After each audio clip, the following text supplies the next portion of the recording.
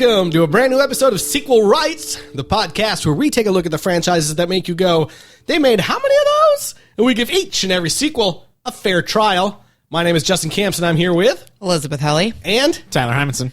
And we have a very special guest in the house tonight. Jon Granat from Network Music Group is here to join us. Jon, thanks for being here. Oh, it's great to be here. And as a former camp director and camp counselor myself, I have a special affinity for this film. And the film that he is talking about is Meatballs. We're done with Child's Playing Chucky and on to summer. Because as we remember last week, it's summer everywhere. Anyways. Summer 79. Jon, tell us a little bit about being a camp director, camp counselor. What was that like? Was it just like this movie? This is so historically accurate, it's not even fun. I basically thought this was a documentary. Wait, how old are you? Yeah. Were you in It was just like this in Chicago in the 70s. Yes. I look great for 70. No, it was interesting because I did direct this camp. It was in northeast, like Massachusetts, up in like the Berkshires, and it was like a super hippie camp. So there are like very similar camp vibes. I mean, without like all the casual sexism, but otherwise it was pretty close. That's good. Which it was all of it. Yeah. It was a gentler, easier time. Oh boy. Well, that's why we wanted to have you on, because I know you also love these kind of 80s movies. I know this is 79, but it's like It's right on the edge. it's right up in there, kind of. So why don't we dive into the old Meatballs and find out what Bill Murray is up to at this summer camp. You saw what he did to Saturday night. Now watch Bill Murray demolish summer.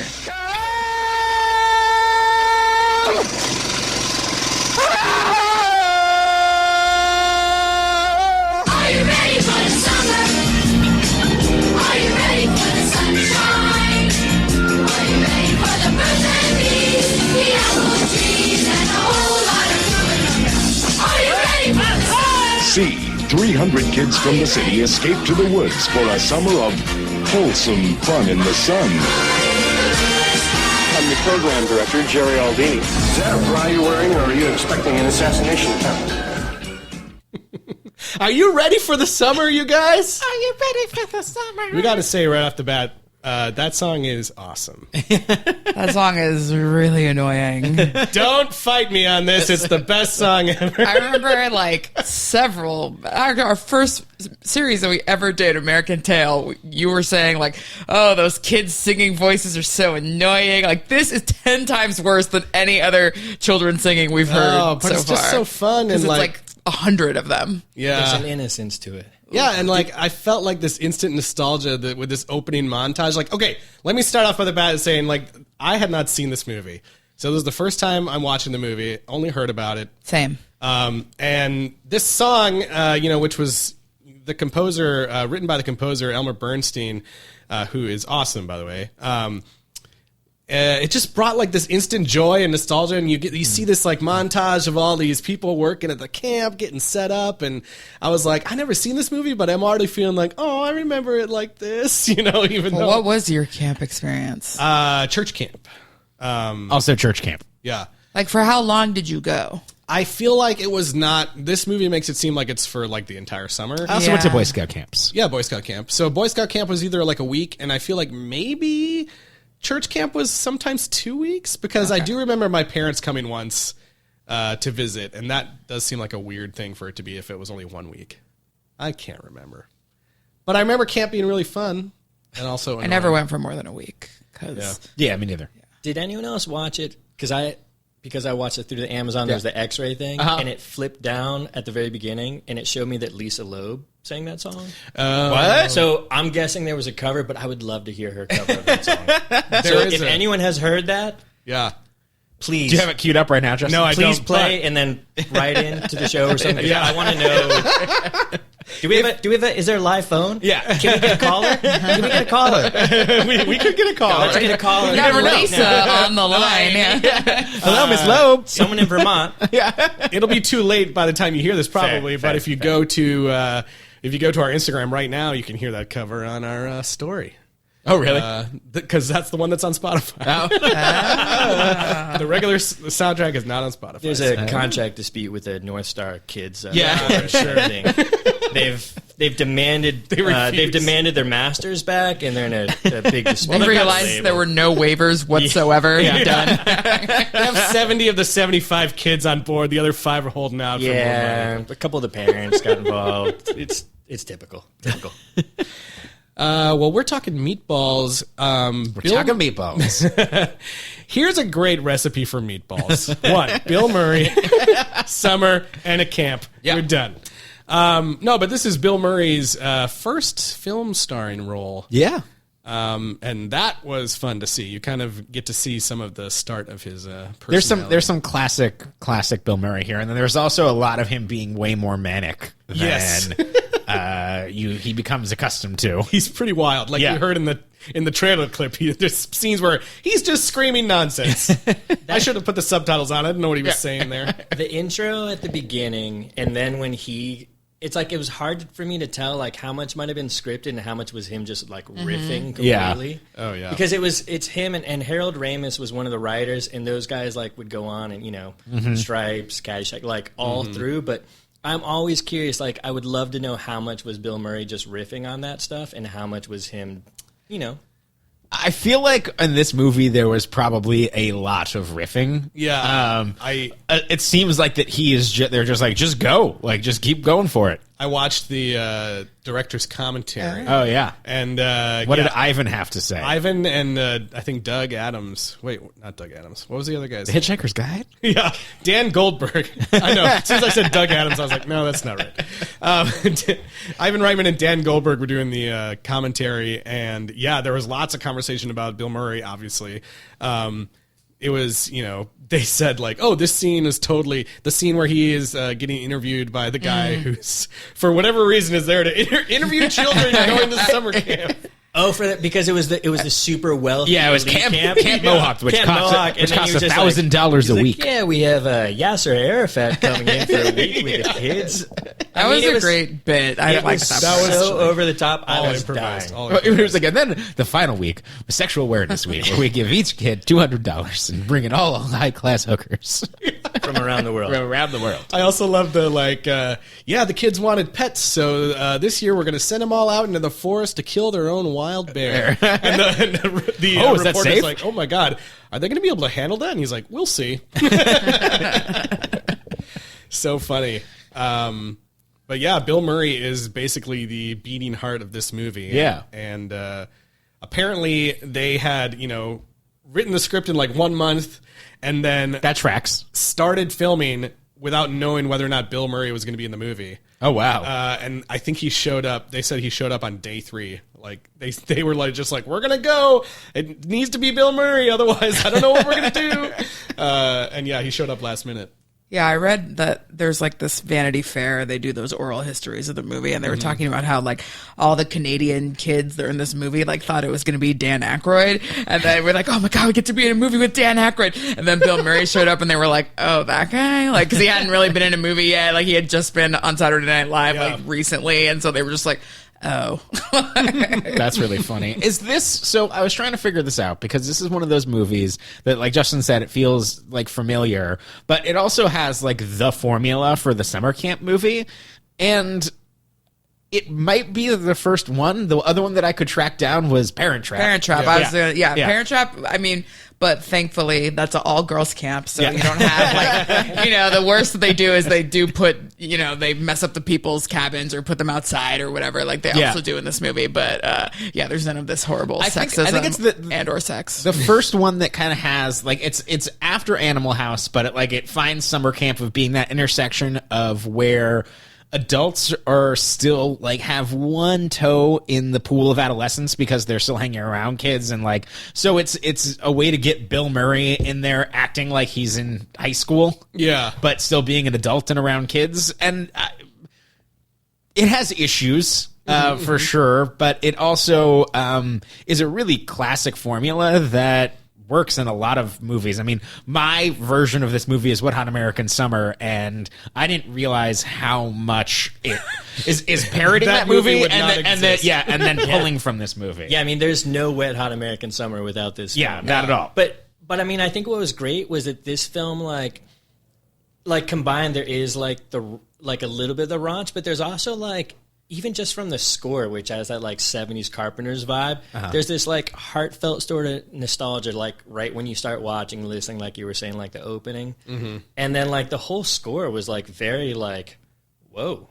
Like it's like that, it's like a very non-romantic but loving, you know, like his relationship with Rudy was very like friendship, which was like runs counter to like, the guys are trying to run a panty raid, and you know, Yeah, it was like It's like, completely two different sides of this guy. He's like, oh, I see this kid who's really lonely, he doesn't fit in, so I'm going to take him under my wing. But then also like, all right, kid, you know, take yourself back to your cabin. I'm going to go like, run the panty raid, or go take all the counselors on a debaucherous like overnight camping trip. Or Let's whatever. go get laid before the race. No, that's probably a function of the fact that like the script was originally, supposed to be just about the CITs, and throughout the filming, like they decided to kind of like make it more about Bill Murray and Rudy, Tripper, and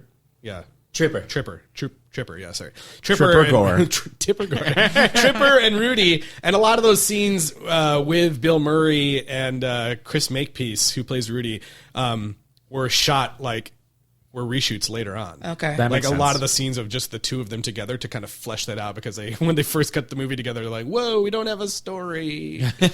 I mean, his relationship reminds me almost a little bit of like that, if you saw like the Way Back, you know, like where he kind of like pulls him aside, and to pull on my camp director, like that was actually a thing where I remember where it was sort of like you would try and like figure out who might have trouble fitting in, and then like as a staff try to like give a little special attention, like pull these kids out who might like have trouble fitting in.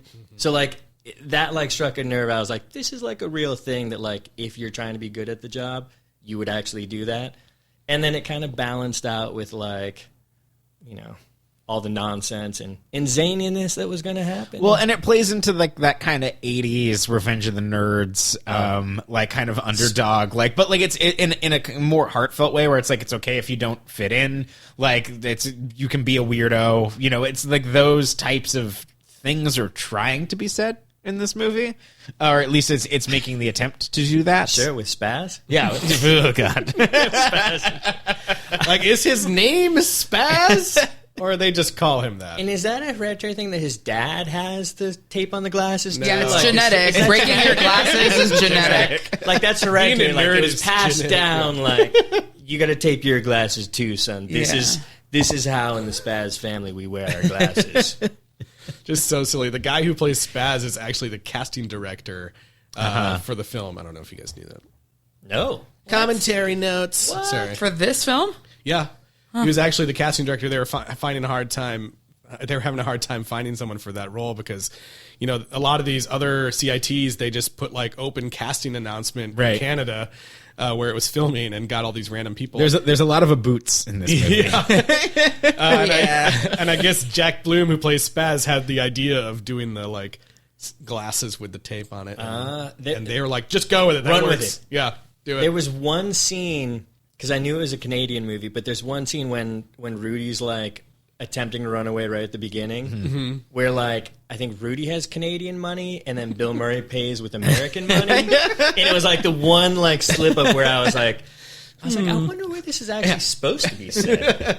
It's like, and did they make Rudy pay for it with his own shit? Like, I mean, he was escaping early, so yeah. that's right. Yeah, he never even returned his Greyhound ticket. Like, how much?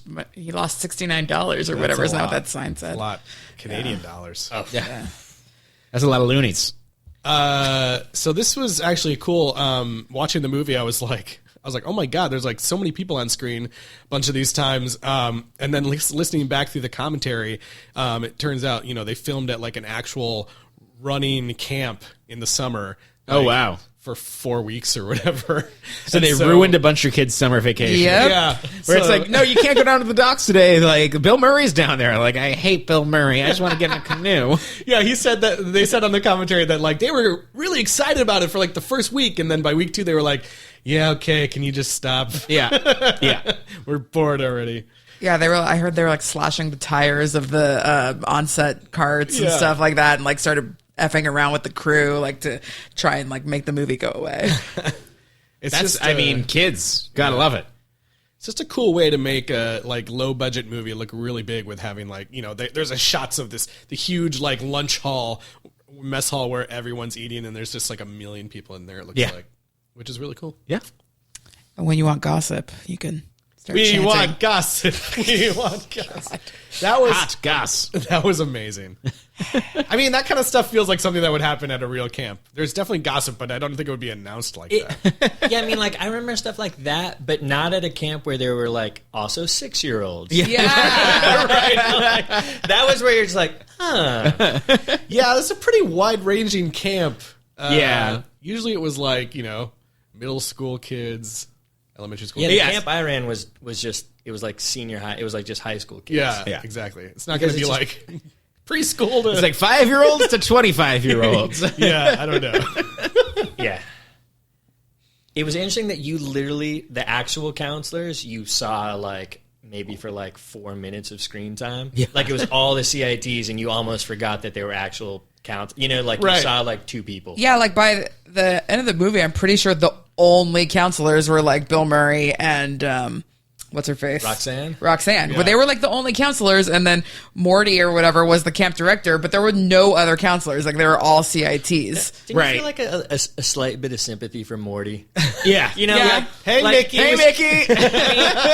it's good. You got to have the foil, but like it's like I love the pranks, but also I was like, I mean, he seems like a decent. He didn't do enough guy. anything bad. You got to have him do at least 1 or 2 bad things so that Bill Murray torturing him seems like slightly justified, but they didn't bother with any of that. It's he's like, let's still- torture him for no reason. He's still just the goofy authority guy. Yeah. He doesn't need to like actually mess anything up. He could just be like, we just fuck with him because he's above us, Like, I think whatever. it was those stupid buttons. If he didn't wear the fucking Yeah. buttons, they'd be fine.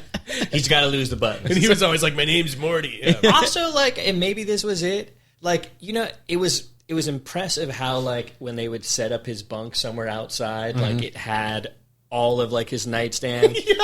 Every time. And there were like 18 pill bottles. Precisely. Like that was, I was like, why were there so many pill bottles? Probably a bit of a hypochondriac. Yeah. Or he's having a long summer. You guys. Like a very long summer. So yeah, like they kidnap Mickey, and I'm gonna call him Mickey. Yeah, why not? And That's fair. they move him in all these different places. And one of my favorite things is like the first night where they sneak in, you don't quite know what they're doing. They're like he's not gonna fit out the door trip, and he's just like flip him, and then they flip him sideways and carry him out the door. Yeah, and I love that too because in the commentary they're like, none of that was faked. We actually strapped him to the bed and carried him all night like that. And you're like, you know how hard that is to do? Flip him like that, and it's not fake. Like the dude is actually in the bed. Dude, what about when Chipper goes in and like wakes them all up to pull the prank, and they're all getting up? And was it hardware? Mm-hmm. He's wearing his tool belt when he gets out of bed, and the handkerchief. He's hardware. Yeah, I was like, what he he's does. literally in like his briefs in a leather tool belt. If that was if this was Animal House, it would be like the still over the credits of what happened to Hardware is like tried out 95 times for the Village people. And I'm saying, if you want to get in there, like that's the dedication that you need. You wear that tool belt to bed.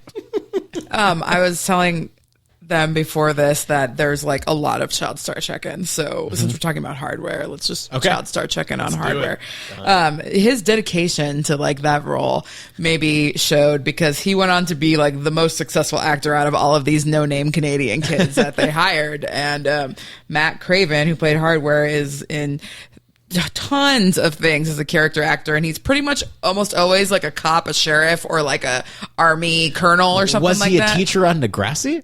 Maybe, but he was a colonel in X-Men First Class. He was the sheriff in Sharp Objects. He's been on NCIS. He's been on Law and Order and all these, like every single thing. He's been like a various cop of some sort. That's awesome. So, yeah. Yeah, I was looking through the IMDb, and there's a bunch of the CITs that like were only in Meatballs. Yeah. Nothing else. Oh yeah. I was like, whoa, okay. And even though he's not a child, Morty, who was played by Harvey Atkin, he went on to do tons and tons of voices. But I liked that he was King Koopa in all of the Mario animated shows, which I totally used to watch because they're great. That's so funny. I can hear it now. I can hear it. I mean, what else you guys want to talk about? You want to go through some of your favorite scenes, or What does CIT mean? counselor in training? Dude.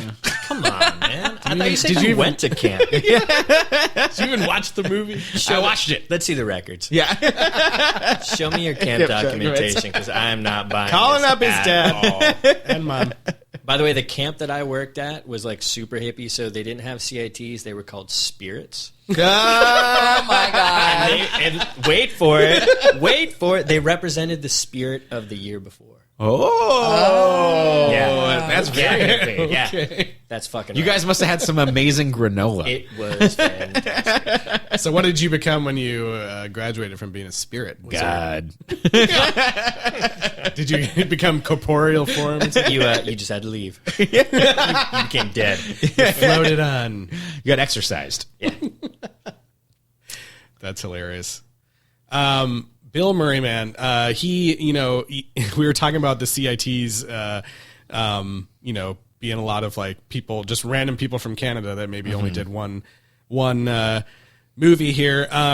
And Bill Murray like wanted to give some of them like some extra scenes, so he wrote like a couple scenes, and one of them is like one of my favorite scenes in the movie, where it's like Lance Cashman and I think his name is Crockett. Lance Cashman sucks. Yeah, Lance Cashman and Crockett are just like working on some boats. Oh, and, yeah. She pulls. Yeah, and he's like, oh man, Candace totally. Lance is like, Candace loved me, man. She's so cool.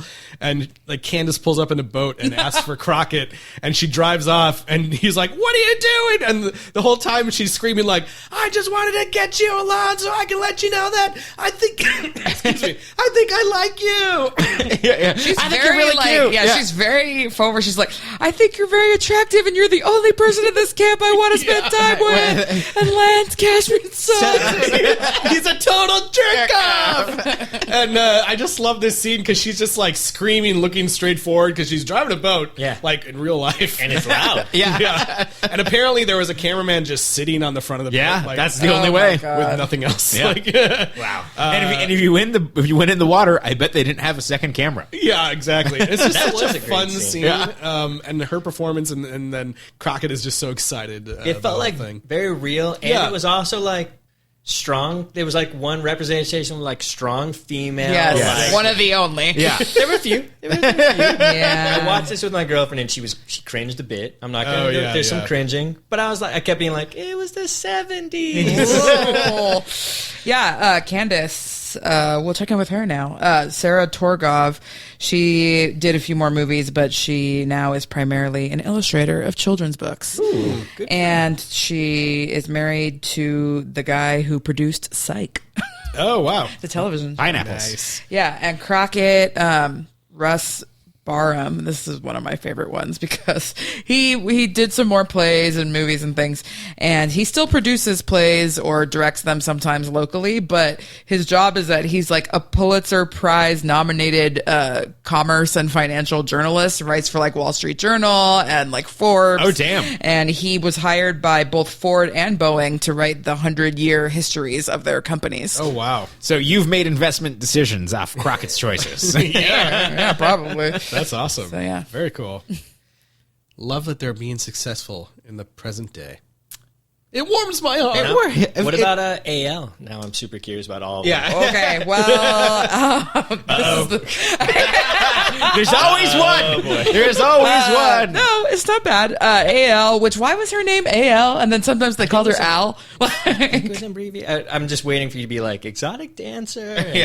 Well, okay, so this movie came out in 1979, right? Yeah. So before that even happened, in 1976, she starred in basically like a softcore porn musical of Alice in Wonderland. Oh god. She's Called the most innocent. Alice in Wonderland. Yeah. Well, because she does look like a little girl, but she's in her 20s. Most of these people are in their 20s, even though I'm calling them child star token. But so she was in the Alice porno musical in '76, and prior to the musical coming out, she was on the cover of Playboy, wearing like a little Alice dress and holding like a white rabbit bunny stuffed animal, and there were like stuffed animals all around her, and people got really mad because they were like, "You're basically promoting child porn because she looks 13, even though we understand she's 20 or whatever she was. Like she looks very young, and you've got her with like literally children's toys." So it was some big hullabaloo about that. Then the porn musical came out, and then she was in this movie. How does a porn musical work? I don't know. I know it had songs because like all the songs are listed like on the IMDb as soundtrack. Are they pun named songs? Oh, I didn't I write guess them the down. better question is, was there a sequel to it? Alice Will this be a future episode? Through the Is it looking too soon to ass, ask that's if so I good. can come back? So, but as it said in some article, they're like, she somehow did not get the like stigma of being a porn star, maybe because like was a Playboy was musical. pretty classy, and it wasn't like, I don't think it was a hardcore porn. Like I got like from the descriptions, I got the impression that it was kind of like not so serious. It's an erotic film labeled as in many of the things. Right. But anyway, so she didn't get that stigma, and she went on to be in this movie and other mainstream films. She also was in Jackie Chan's first movie that I can't remember the name of now. And yeah, Rumble in the Bronx? Drunken Master? I forgot. I want to say like Good Guys, but I know that's not right. That's obviously just the name of Chucky's thing. There's the Good Guy, and then there's Mr. Nice Guy, are both Jackie Chan movies. It's probably Good Guy. But those are later on. That was later? Okay, Yeah. never mind. Anyways, it's a Jackie Chan movie very early on in his career. There's a lot of pictures of her with a really young Jackie Chan. Okay. So yeah, then now she's just kind of like doing acting here and there, going to a lot of like cons and, because I guess this Alice musical is very beloved on the circuit. Interesting. So The thing that I love about this movie is where it gets into, and maybe this is the first time we see it. I forget if it's an Animal House or some of these other 80s movies, but basically like the Olympiad of the absurd, where it's just like a bunch of games that adults have to play, and they're kind of random, and it's a competition. Hold on 1 second. I just realized I never actually said her name, which is horribly offensive. Her name was Christine DeBelle. Is. She's a very talented actress. That girl. I think the casual sexism just I didn't want to just be like Alice porn musical girl. Yeah. Maybe that's why they called her AL. I don't know. Yeah, maybe. that adds up. That all adds up. Yeah. Everything adds up. I mean, I think the Olympiad thing and like this whole camp rivalry stuff is kind of like started in this movie. I think it did. Like Monsters University has like a lot to ode to this movie. Like there's so like it's one of these movies that I think is the reason it's so enduring is I always thought it was like, oh, it's Bill Murray's first movie, like that's why people like talk about it, and that's why it's in the canon. But there's so much about like summer camp film, like heavyweights. It's created a genre of movies. It started with this one. I know that Parent Trap took place at a summer camp, but Yes. it's not. It doesn't have all the tropes. They did and not have everything. a competing camp. Yeah, it's like this is the prototype. What you think of as a summer camp movie. Yeah, and I think it's kind of like the more kind-hearted offshoot of like the frat boy movie, but it still has that frat boy mentality. Like it's in the same genus of the 80s thing, but it kind of allows for it's a good way for an access point for the actual audience of these movies to see themselves in the movie. Yeah. Because it is teenage boys that go to see these movies. Well, It was like a Kindler Gentler, right? Like, Yeah, exactly. You would almost think like the title, and if you looked at like the artwork of the poster, like it was going to be like Porky's. way more like tits and ass, totally like. Well, we have to talk about this poster, by the way, because I'm pretty sure some of the girls on the poster are not even in the movie. And there's never a scene like that. Neither is Bill Murray's abs. Yeah, it's Bill Murray with his abs, like the Hawaiian shirt's open and his abs are there, and the girls are like all over him. Nothing even remotely gross like that happens in the movie. Yeah, you watch the movie and it's like it's not really that raunchy at all. It's very kind of like gentle, and there's almost like there's a lot of innocence to this film. He never crosses the line of hitting on any of those younger girls. Yeah, it's very like innocent. So, There's like the slight him thing with Roxanne where like kind of borders on sexual harassment there. Yeah, well, there's like basically a rape in the movie, like very early on. Assault. Yeah, it's a sexual assault. Borders on sexual assault. Yeah, but thankfully he never assaults any of the younger girls. So you win some, you'll lose some. And that scene with the like wrestling assault thing is so weird because I kind of feel like their relationship after that is like totally normal, and it seems like the one thing that I thought of this is if it was the camp and they've been going to the camp for all those years. Sure. Like they would wrestle like maybe when they were younger. Like that's just like part of their known relationship. her already for 2 years as counselors anyways. Right. But I just think if you were trying to make it like a cute flirty thing, it should have been more cute and less violent. Yeah, like it's very violent. Yeah, she doesn't seem like she's enjoying it at any point, really. Which could just be like an acting. It was really like weird, and then at the end he like flips it and like pretends like she's assaulting him. Right, and I'm sure at the time everyone was like, "Oh, this is hilarious!" Yeah. But yeah, that's like the most in my mind. That was the most cringeworthy. That was the worst scene in the movie because everything else felt like kind of gentle and innocent, and then you've got that like pseudo Carpenter score kind of running through. That's like young love, and it's very, like very sweet. And even when it seems to get like a little horn doggy, it's so sort of cartoonish with like Fink being like, she wants it, and then he's like, oh, you held her hand? Oh, that's so great! Yeah, that was a great scene. Smash, you held her hand. I like that scene a lot. You're just like, so sweet. Oh, it's so heartwarming. Well, and later on, like Tripp and Roxanne's relationship is fine later on, but this scene just being there to like basically start it off because they barely talk before that. And this is like the first time. Well, she does say, "I expect some action this year." To him before. No, that wasn't. That was a Roxanne. different girl. Different girl. That was one of the. That was Wendy. Yeah, that was one of the CITs who was like, "Your guys better bring it," and then that's when he's like, "Spaz, the one you better watch out." She's a professor of landscape architecture and environmental design at the University of British Columbia. Nice. Yeah. Wow, making it happen.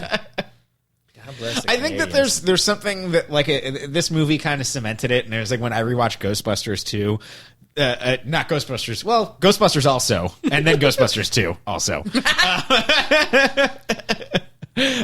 is that like Bill Murray's cinematic flirting has aged poorly. And I think that at the time it was so against type of what people thought as masculinity, it kind of cut across because it's self-deprecating in a way. And it's very persistent, and it's something that qualifies as harassment at this point. But at the time it's like, well, it's Bill Murray in this thing, and like he doesn't have a shot at all, so it's just his confidence is endearing, but it's one of those things that we recognize now is not okay. Yeah, it's manipulative now. We recognize that. And I think that so many dudes took it as like co-opted it in a way that is I think that it's not a chicken or an egg type thing, but it's definitely reflexive in terms of seeing that as an example and seeing like this is the wrong thing. I'm not associating Bill Murray with this, but just like these 80s type movies and like that, like, oh, I'm just gonna do this, and we're like the frat type movies, like it made me think of Brett Kavanaugh, like, and him just being like, like Panty Raid, and I'm like, ugh. Like that, I know that Ghostbusters scene. Yeah, I know what you're talking about. Yeah, I like because otherwise, like a lot of these movies still hold up, and I mean it's interesting too because this is like Ivan Reitman, Harold Ramis, Bill Murray. They do this.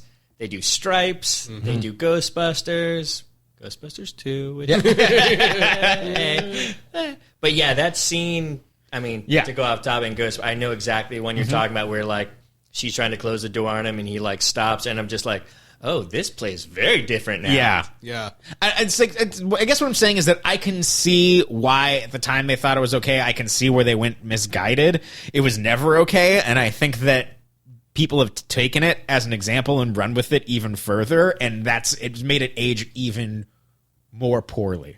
And it's something that I feel like that I haven't seen a ton of think pieces on it, but like it's problematic. Yeah. Anyway.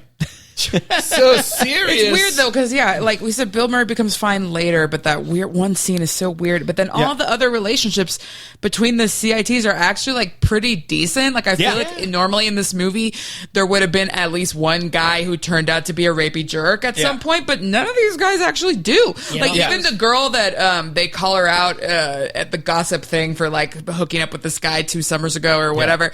When they actually do get together, she's like, "Oh yeah," and he's like, "It's our anniversary." And she's like, what? Like, she's even, he's the one being all sweet. Or even the thing with Spaz, like you already talked about how they just held hands, but before that, he's asking her like, well, how many guys have you kissed? And he's not trying to be gross about it. It's just like, oh, 2. And he asked her how it happened. And then she's like, well, one was a jerk. What happened? What the jerk do? Well, he just did it without asking or whatever. Yeah. You know, and then that's it. That's the end of the scene. Like, I feel like that, I know we're harping, but I feel like that weird wrestling thing was like, it feels like it just was like it might have even been like improv, but it was just like really like awkward. Like because it feels so different from the rest of it that I just think that it just was like, it came across so poor. Like maybe however they they cut it, there were parts maybe where something's missing. She winked at him, or she was like, "Oh, haha," or like forgave him somehow, or something. she just wasn't as much of a physical performer as Bill Murray. So she was just like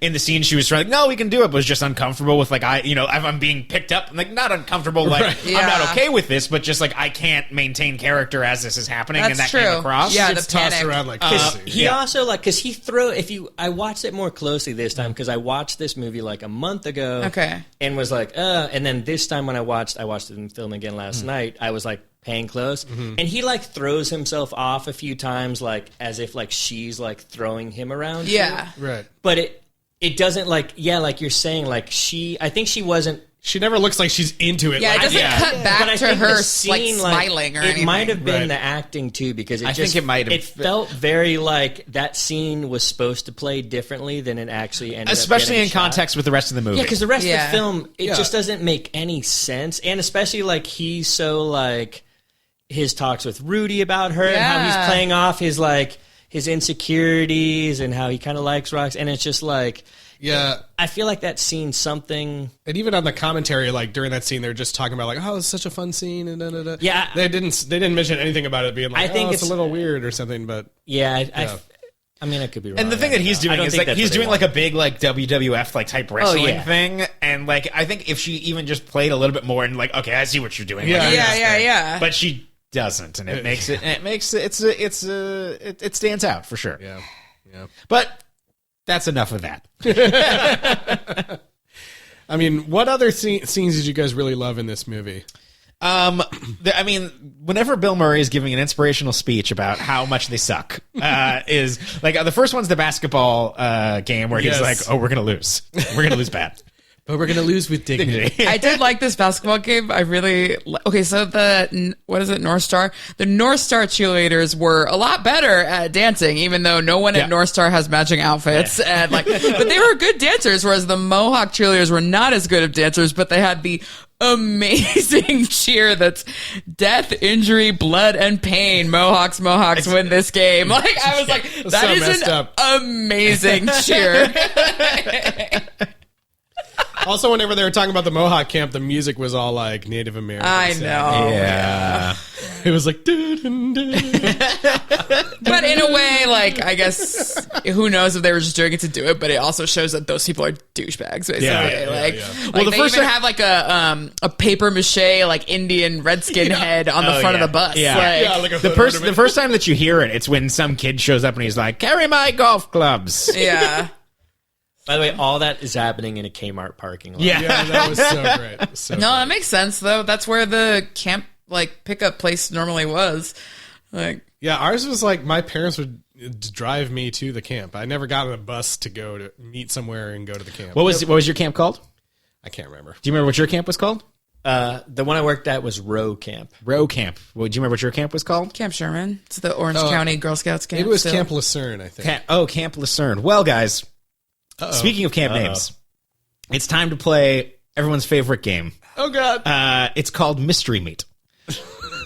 And in the game Mystery Meat, you're going to have to tell me, I'm going to read you a name. You're going to tell me whether it is a camp, because this is Meatballs, whether it's a camp or it is, one of America's top-rated summer camps or one of America's top-rated restaurants. I love this. And each of you have 5 in your category. And so whoever's not playing, if you could keep track of the score for them, that'd be great. Who wants to play first?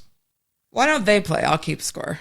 Oh, no, there's 3. Just like while you're not playing. Oh, okay. Keep track. All right. Well, should our guest go first? Yeah, John, you go first. John, you go first. Oh, fuck. You got this.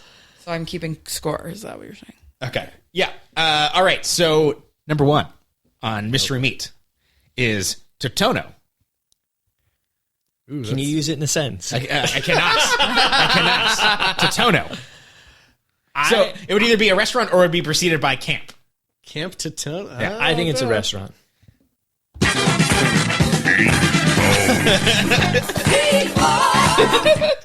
is correct. Can we later talk about Rick D's? Yes. Yes.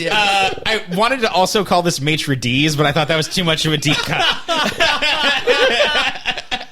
Well played, sir. Well You got played. the first one right. That was pretty good. Totono is a Brooklyn pizzeria. Number 2, Southwoods. That's a camp.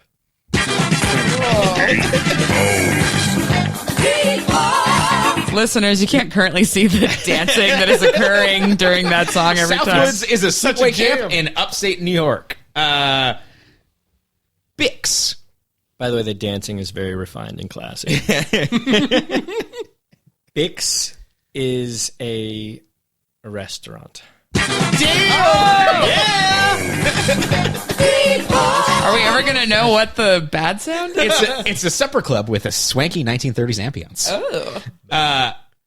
Takaho. That is a camp.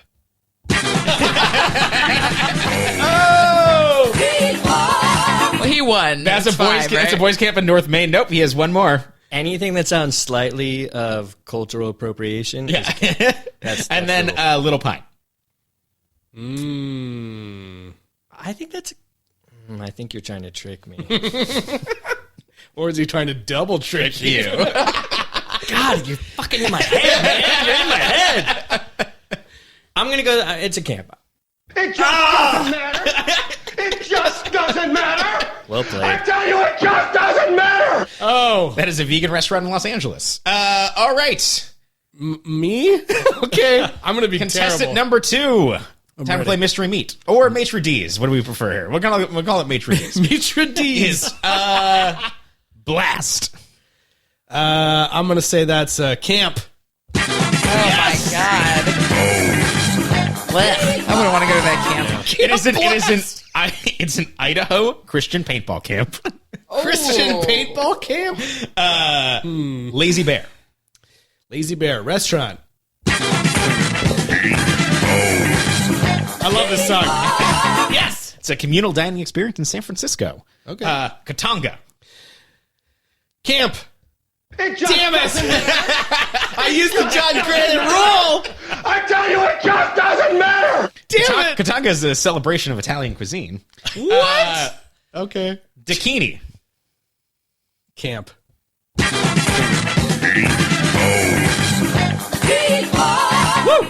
Dakini is an Oklahoma City day camp. And then Zoom. Camp. Zoom. It just doesn't matter. It just doesn't matter. I tell you, it just doesn't matter. Zoom is Robert Redford's restaurant in Park City. That's terrible. What? All right. right. It's my It's your turn. turn. John's still in the lead. I guess you can keep score for yourself. Right? Sure. Okay. Grom's. Grom's is a restaurant. It just doesn't matter. Well, this is off to a great start. I tell you, it just doesn't matter. Grom's is a Los Angeles youth surf camp. Timberlane. Restaurant. It just doesn't Oh, come on. It just You've already doesn't lost. matter. No, I'm tied with you. So I can still tie with you. Okay. That is a girls' camp in Woodruff, Wisconsin. What was it called? Timberlane. Timberlane. Okay. Never heard of it. Skylark. I'm just going to keep saying restaurant. It just doesn't matter. It just doesn't matter. That is I tell you, it just doesn't matter. that is a San Jose marine biology camp with a mermaid lagoon. Wow. Oh, Blue Water. Restaurant. Yeah! Had to be right eventually. first one's the hardest. It's a Vancouver seafood staple. And finally, Hawksworth. Camp. It just doesn't matter. It just doesn't matter. Yikes. I tell you, it just doesn't It matter. is a glamorous and elegant waterfront dining experience. Oh, cute. Well, we know who won. Congratulations.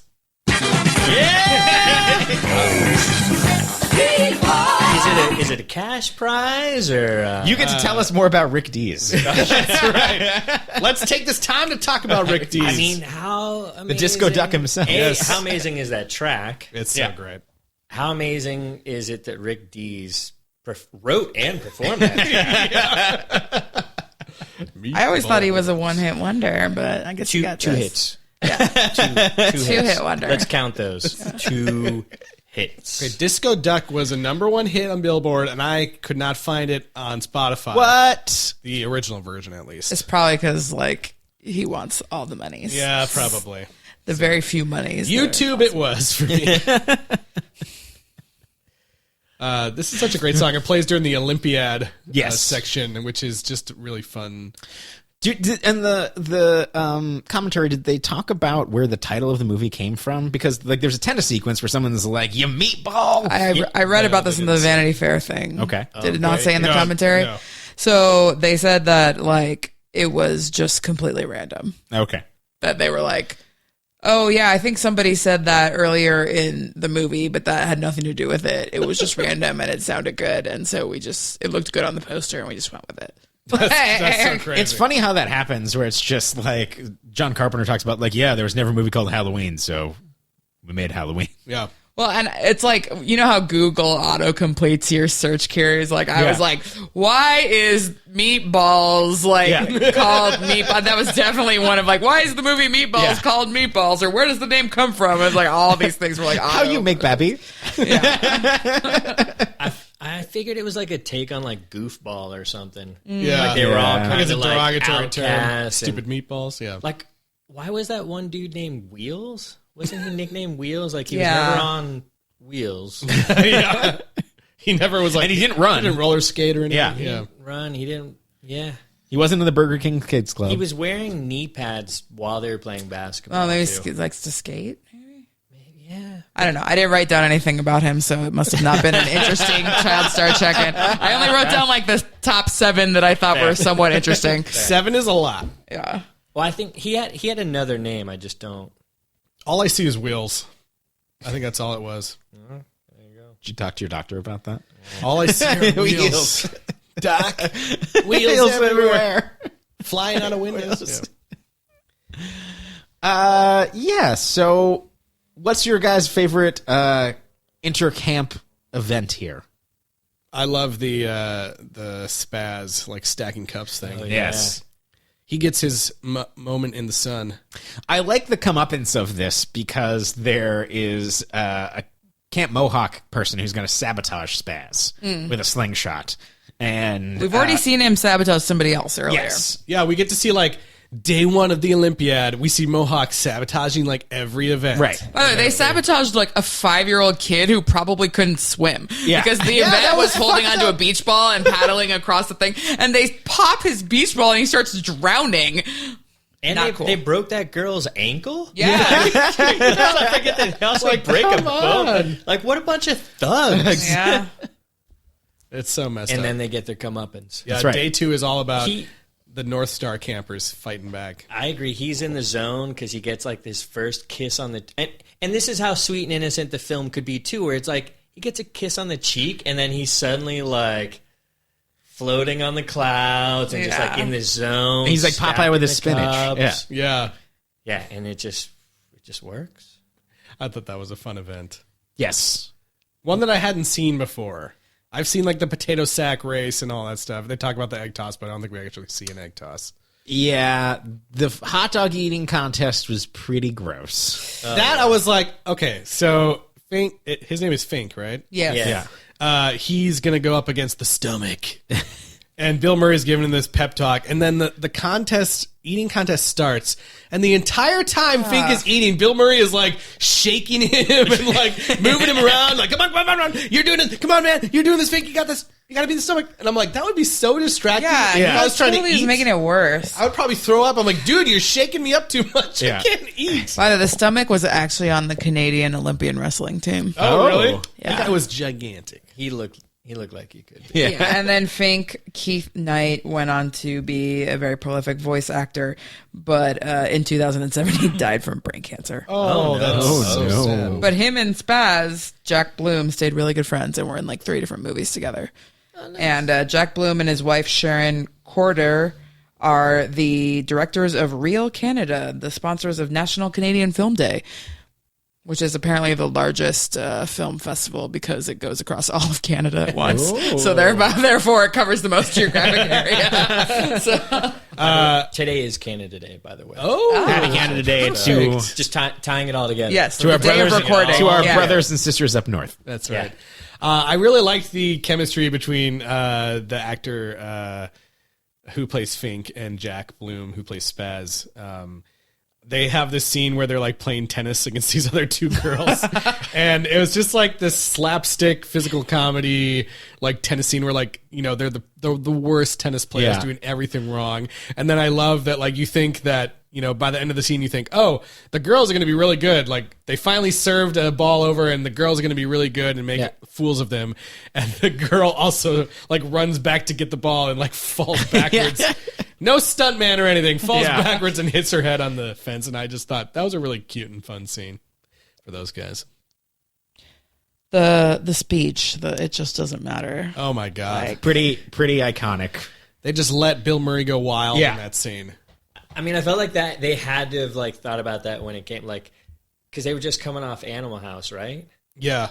And it was like that speech when John Belushi gives his speech and is like, when the Germans bombed Pearl Harbor. And then there's like, Bill, can you do this? Yeah, can you do a speech? Ivan was like, Bill, can you make this happen? Because Ivan was like, he didn't direct, but he produced. He was one of the producers produced it, on Animal House. So like, they were all in that like National Lampoons and in the SCTV. Yeah, I think that it's the kind of when I was talking about it being in the same genus as those frat boy movies, like, but it's kind of like in the same world where it's the kind of like this working class versus elites thing where and you know it's Camp Mohawk is the cartoon version of that where it's like they will do everything to fuck you up. They're like, you're always going to be richer than you. And like, there's something absurd and kind of great about this speech because it's so honest and so pointless. But like, the rallying cry is the absurdity of it. And I watched the scene a few times and like, I swear to God, like the reactions from everyone in the Are audience, real. They sound so real. They sound like they're like, you know, having honest laughter and like sometimes their faces just look shocked at what he's saying. Yeah. That's why I really feel like he must have just like totally went off the rails and like improvised this whole thing. Or like while they're doing coverage, he was just improvising even more crazy shit. Possibly. Yeah. But like, So- it's great.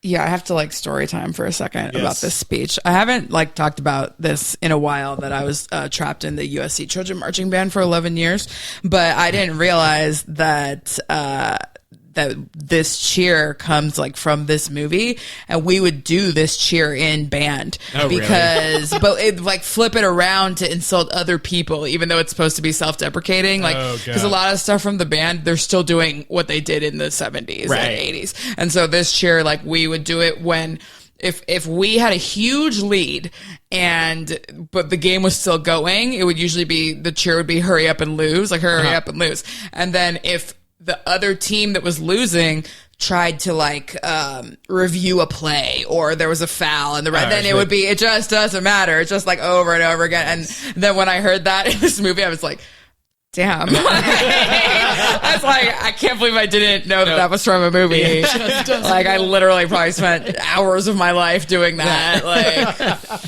yeah. That's so funny. So It's an iconic Bill Murray scene, in my opinion. It absolutely is. Agreed. Yeah.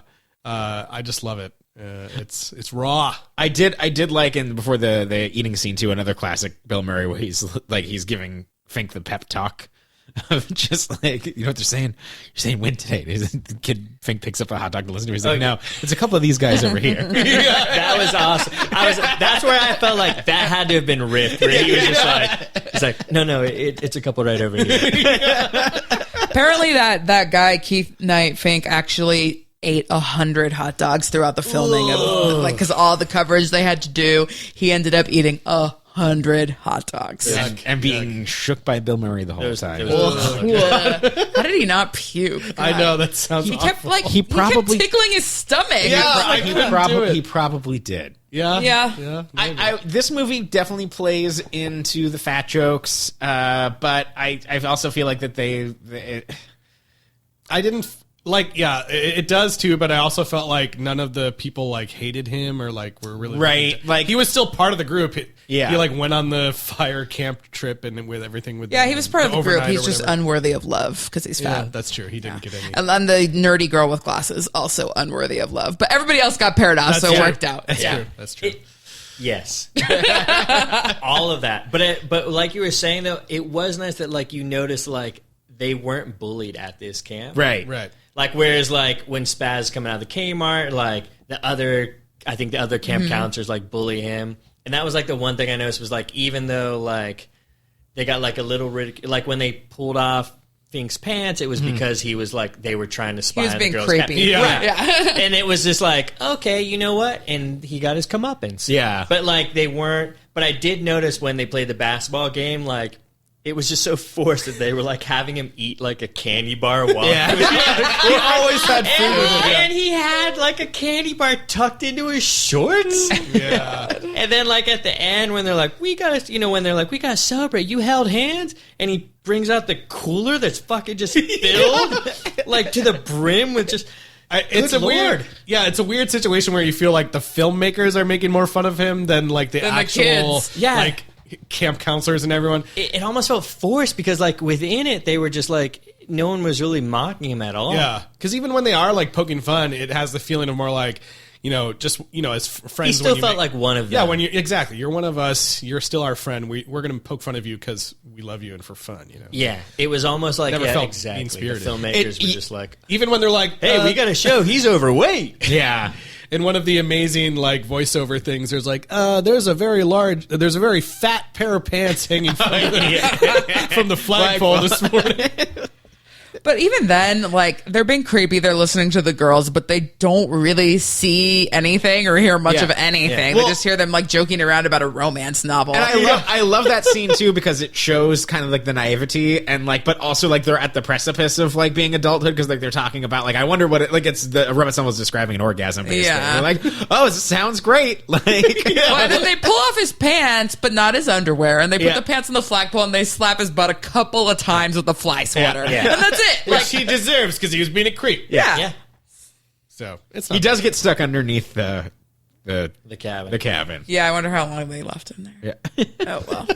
But that was bad All because he night. thought that it was Spaz pulling his pants off, and so he said, "What are you, a homo?" I was like, Yeah. ugh. that was another Whatever. bad line. Yeah, but I mean, 14-year-old Yeah, boy. back then. Yeah. Yeah, true. Well, I mean, we're getting towards the end of summer here. Year one. At That's Camp right. North Only Star. one Camp year North of Star. summer. Yeah. We have 3 more. All right. Do you guys have any final thoughts or anything you want to get to? There's no such thing as a 4-mile marathon. Or a 4-mile relay. They have no idea what this event is. A marathon is always 26.2 miles. There's no such thing as a It's a 4-mile camp marathon. thing, yeah. Also, if they're in Canada, it would not be. Yeah, anyways. Kilometers. Yeah, it would be Yeah. kilometers. Was it supposed to take place in Canada? I No, know it's I don't supposed to think take so. place in America. Yeah, It's just probably like- not. But anyway, a 4-mile marathon is still not a thing. Well, no, the first thing he says is like, "Oh, he can run the relay." Like he calls it Morty calls it a relay first, Yeah. and then he says, "Oh, he can run the marathon." it was a camp marathon. Exactly. That scene has one of my favorite lines from Bill Murray in the whole movie. He's like, "Come on, Morty, make up your mind." Just the way he says it was so funny to me. And Rudy, he doesn't want to be with any of the kids or do anything, but he likes to run, and his special Woody the Wabbit. Yeah, Woody the Wabbit. His special skill His special skill comes in and kill the runner while you're in the woods. No one will know. it saves Camp North Star. I did really like this little kid. You say though. that does happen in Wet Hot American Summer. Exactly. What were you saying? Oh, I liked this little kid. I thought he was good. he Chris did a good job. Makepeace, like He did which a good job. we talked about earlier, that he was in My Bodyguard Yeah. later and did a bunch of other acting. Yeah, I love See it. My Bodyguard. We need to watch it. I love the intro to it. Bill Murray's like, "Oh, you must be the short, depressed kid we ordered." But their relationship's like actually super cute. It is. Yeah. Well, because you can tell that Bill Murray was that kid at camp. Yeah, it's almost a different movie completely, which makes Yeah. sense why you said that they did a lot of that in reshoots. But yeah, I liked it. Another thing is that they weaved in a bunch of public domain songs into the score to they kept weaving in the Brahms lullaby every Yeah. time they would move Morty That out. part was so great. I love that cue. It's just so funny. And then they weaved in the Alleluia chorus at some point. Elmer Bernstein, they were talking about him on the commentary too. He was just coming off working with Ivan Reitman on Animal House, and they had such a low budget on this movie. And originally he didn't want to do it, but they were like, "It's got to be him. Like he's just so good, And so he finally agreed to do the score, but only if he got a percentage of the film. Oh wow! Profits. And so he made out pretty great on this one. It did pretty well at the box office. It did really well Yeah. in theaters. So it got picked up. Yeah, I think so. It got picked up by Paramount, which had already they were talking about how they already had 5 movies set for that summer, but it ended up being the most popular one out of what they put out. And the reason being, is because it was PG-13, and it was all the kids wanted to go see it, and then also the parents wanted to go as well because it was nostalgic for them, reminding them of going to summer camp and everything. So it was a huge thing. Big franchise, 3 more movies. Well, Exactly. is it time that we got into the Wait, there's ratings? 3 more? There's 3 more. I don't know why I thought there was 3 total. Oh no, there's 3 more. But they're not really related to this one. Well, we'll find out. We don't know. That is, We'll find out. Well, okay, should we rate before we predict? Yeah, let's rate. How many sombreros full of peanuts would you give Meatballs? We didn't even talk about that scene. Yeah. It was a great scene. Kids starving in India, you're walking around with a sombrero full of peanuts. I ended up giving it 7 sombreros full of peanuts out of 10. I went into this movie, knowing that it was coming from some of the people from National Lampoon and Animal House, and I expected it to be super raunchy or sex comedy type movie. And I was surprised that it was so full of heart and pretty sweet, save for a few unfortunate scenes that we talked about. But I don't really, I can't really hold those scenes against the movie completely. It's from a different time, and it's good to reflect back on those things. But I just really enjoyed this film, and I was talking about it way back at the beginning of the podcast, I hadn't seen this movie, but it still gave me this feeling of nostalgia, even watching it on the first run through. And Bill Murray is just killing it in this movie. There's a few times where maybe I thought someone who hates Bill Murray would be oh God, this is so annoying. But Yeah, most of your arguments against Bill Murray can be found in this movie. yeah, exactly. But I was just having a lot of fun with it, and I enjoyed the sweetness, and the music is great. The fact that they wrote all these original songs. I know, Eliz, you were annoyed by the children. the "Are You Ready for the Summer" song in the beginning, but that has been like in my head all weekend in a good way. I love it. Because you're ready for summer. Exactly. It's just like, I don't know, it just put a smile on my face immediately. So I really enjoy this movie, and, thinking about it over the weekend and just like the impact that it's had on, all these other summer camp movies that I really love. I think it's awesome. And I gave it a 7 out of 10. I think I'll give it a 6 sombreros for the peanuts. I don't think I enjoyed the movie as much as I appreciated like how it spawned a genre of movies. Like, it's kind of crazy how much it came along, and it's kind of like one of those things where I've seen the tropes reinvented and put through where like none of it feels fresh to me in a way that I probably would have felt if I saw it the first time. I think that there's something incredibly valid about this underdog against these established, alpha male douchebags. And like I said, like there's so many movies that are built out the foundation this movie lays. I think that there's everything that's also problematic from the legacy of those movies is also in this movie. And I don't think that it can completely wash its hands of it, but it's also more innocent than those things. It's kind of like I said, it's the genus of all those frat boy movies, but like you also see all the themes that are underneath it that work extremely well in Monsters University or things like that have none of those issues. I think that it was really fascinating to go back and see, and watching kind of a more raw Bill Murray was also pretty incredible. Yeah. And also a little much at times. There's that scene where he's like gets on a motorcycle, like we heard in the trailer, and just screams for like 30 seconds, and you're like, what? That kind of stuff is like a little like, huh? Okay, Johnny whatever. Depp did that in Pirates of the Caribbean 4, so. He gets on a motorcycle? No, he does he screams for like literally 50 gets on a- seconds. Oh, yeah. And then they put it in World of Colors. We have that to one keep where he hearing jumps it. off the cliff? or Yeah, whatever? something like Yeah, that. yeah. Anyways, I will give it also 6 sombreros full of peanuts. I understand, Justin, what you're saying, that you can't, like, in a way, you can't hold those things against the movie because it's from a different time, but, like, also you kind of can hold those things against the movie because it's from a different time in some ways, because, like, it's so hard because, yes, I understand that things were different then, but at the same time, like Tyler was saying earlier, it kind of, like, this is just one piece of the pie that spawned, like, this generation of guys thinking that they can do things a certain way. And it's not like it's all on Bill Murray. It's not all on this movie, but it definitely contributed to, like, these attitudes going forward.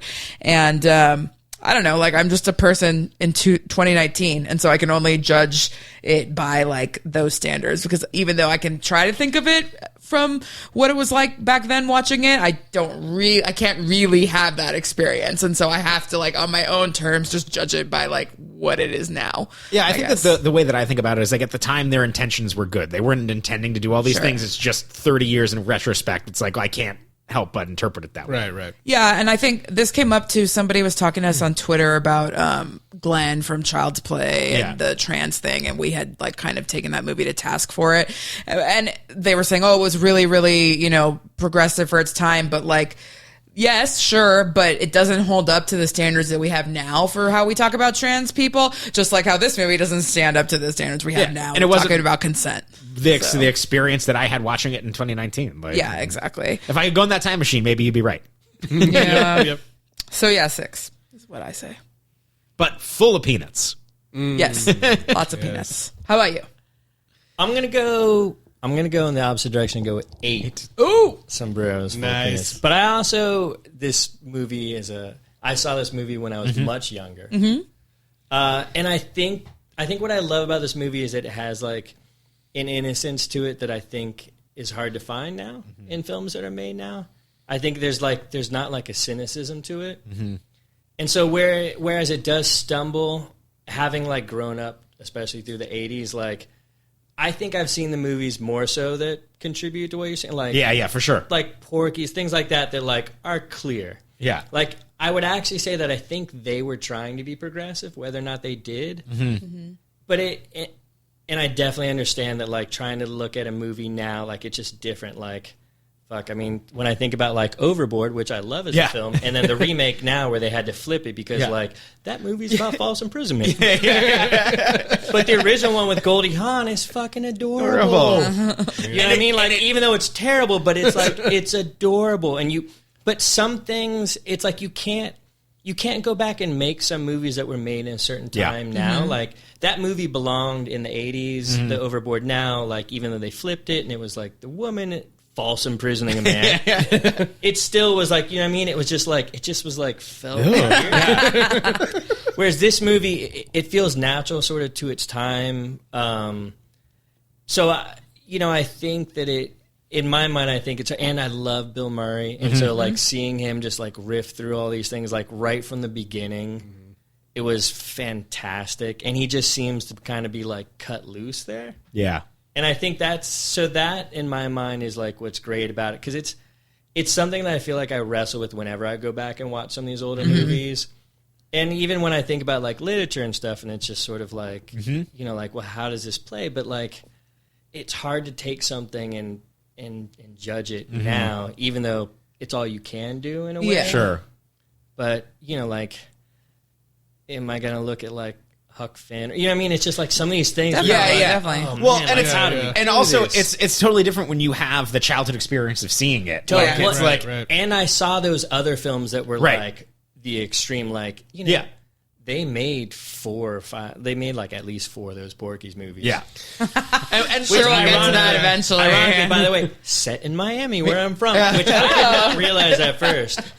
And it was just like, wait, this is Miami, and you're like, oh yeah, that is Miami. Well, and with this movie, there's something in it that's really great about, like you said, it's PG-13, and it's one of those things that It's just like, PG. Oh, it's just PG. Yeah. That it really had in mind that kids were going to come see the movie, and I think it was trying to put out good lessons. And like I said, I think that what Bill Murray was doing at this time and the way that he was playing a male lead was not like any other male lead that was happening out there. In the end, like they're just trying to be funny and make people laugh, and like those people were the people then, so you had to make those people laugh. Exactly. Like, No nudity. No nudity. No nudity at And all. even like the most salacious was just like 1 or 2. You know what I mean? It was like very like. They play those scenes up in the trailers like it's gonna have boobs, but like it was very, very in its like. they were very showing tame. swimsuits. Like that was it. Super, super tame. Yeah. Just the poster is so disjointed from the actual movie. It is ridiculous. I feel like that had to have been Paramount being Oh, like, for sure, yeah. we need some tits and ass. Yeah.